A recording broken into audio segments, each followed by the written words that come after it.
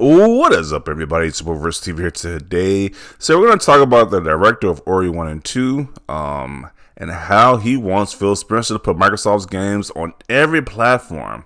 He is not okay with Microsoft having exclusives, and it's just like, wow. So he wrote like an entire essay right here. I'm not going to read all of it.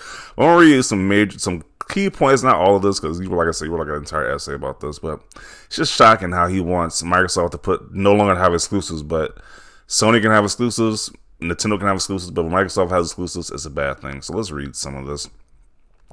Don't think I agree with Phil on this one, because this is only secondary about money, so I'm not sure how he truly understands what Bungie really wanted. Then he talks about Bungie. I'm not going to read that part.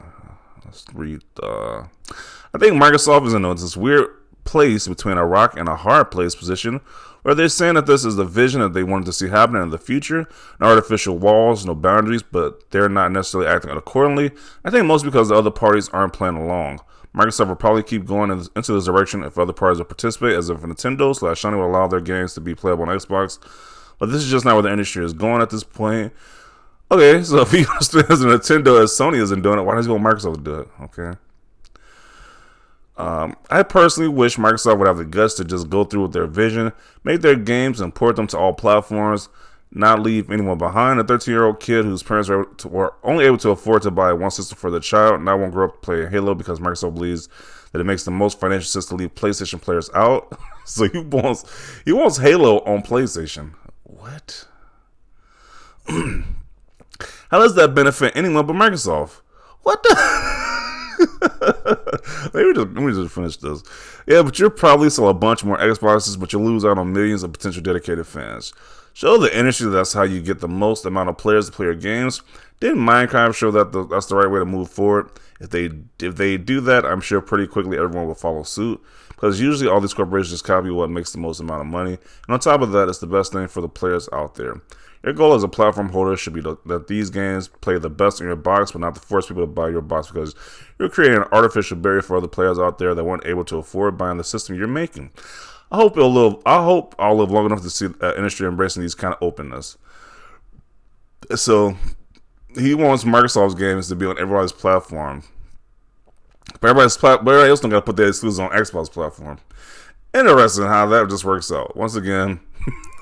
That is just insane. The biggest complaint about Microsoft and Xbox is they had no exclusive games. Now that they got exclusive games people want, it's a problem now. So I just don't get it. It's like, it is what it is. Let's read some of these comments let's see what these people have to say about this guy's comments. This guy's just laughing. Okay. A hot take from this guy.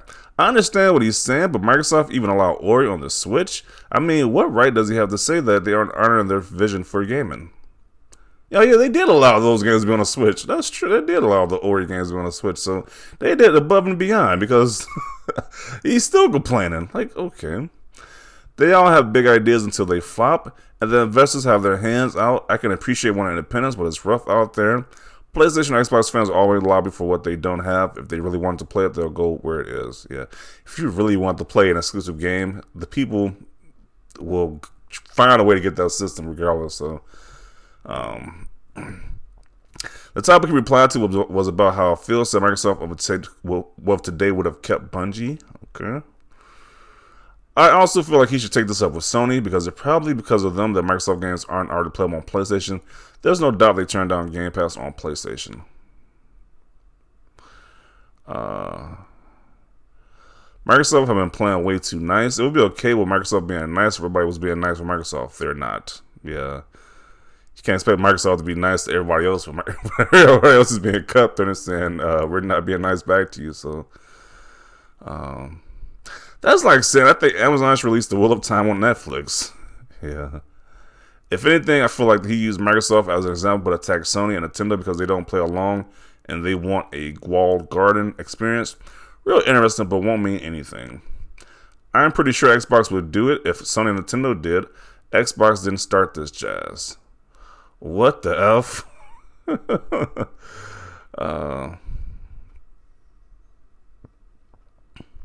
Finally, thanks to share this, if they want to end just like Platinum Games is their problem, Microsoft can always find other studios to make a game like Ori. Where is Street Fighter V at then? Bingo. Yeah, I'm pretty sure Street Fighter V was a PlayStation exclusive game, though it's locked only to that ecosystem. But this guy is complaining to Sony, though. I think Xbox should go all in on subscription services and put it everywhere. Pretty well trying to outsell Sony the hardware department. Netflix doesn't sell hardware to get 22 million subs. Just how that they are not working with them anymore. It looks like they love Nintendo fanboys money a little too much. I need him to take a look at how many games are released for PlayStation and Switch, but not Xbox, and try this again. Exactly. He mad his game isn't on PlayStation? It kind of sounds like it because it's on Switch and Xbox, but he's still angry. I guess it's not on PlayStation, I guess. Imagine putting it in all their work for years and like 7 MFers care to beat it. I will be mad too. They chose the wrong platform holder to make the game with. Exclusives are healthy for the industry. So he wants financial support from Xbox, just he wants to release it on other platforms. Well, good luck with that. Seems to me he wants Xbox One to make his game, but wants to put it everywhere because go ask Nintendo or Sony for the same and see what happens. Exactly when Xbox is the only one putting games on other platforms, so this statement seems weird. Ori is even on the Switch and had a limited edition run.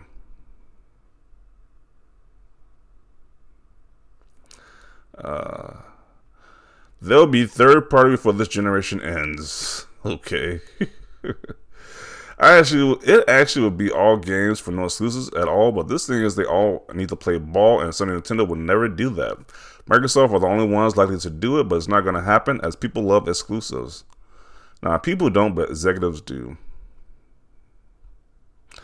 I understand what he's saying, and in a perfect world, we can play any game on any platform, but sadly, that's not how it works. Exclusivity and deals is what sells your consoles.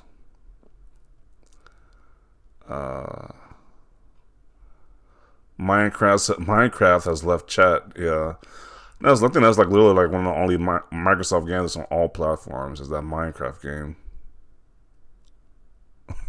These comments are filled with the hooligans he was talking about. LOL. He's wrong. His heart's in the right place, but he's wrong. Imagine Netflix putting their content on Disney Plus or Amazon. Never gonna happen, and there's a reason for it. Exclusive content sells your platform. Yeah. So, only reason I only go to Netflix or any of these places like Disney Plus is for their exclusive content. So, exclusivity does have a point. It does play a big role. Let's see some of the quote tweets now. Oh no, cringe. Bizarre take from a developer's perspective. If people want to play Ori and are mad that it's only on Xbox and PC, and by that platform, same goes for God of War and on PS4 and PS5. The day we lose platforms that just have games everywhere will be sad in my opinion. That's just bland.